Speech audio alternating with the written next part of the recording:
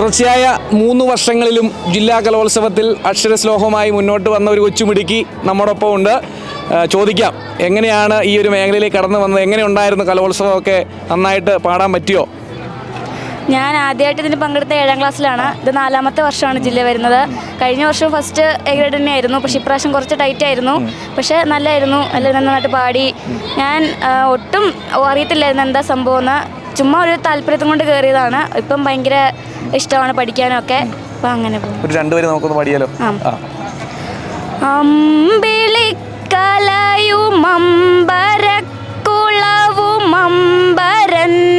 മണിനാഗവും ചെമ്പിരിച്ചിടയിടയ്ക്കണിഞ്ഞു ചെറുമാൻ കിടാവു വരദാഭയും അമ്പിനോടു കരതാരിലേന്തിയരുളമ്പരത്ത നിശമാടിടും നിൻപദം കരുതി നിന്നു കേഴുവതു കാൺക നീ നിഖില നായക.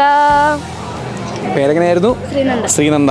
ശ്രീനന്ദയുടെ ഗാനം ഇനിയും ഉയരങ്ങൾ കീഴടക്കട്ടെ എന്ന് ആശംസിക്കുന്നു.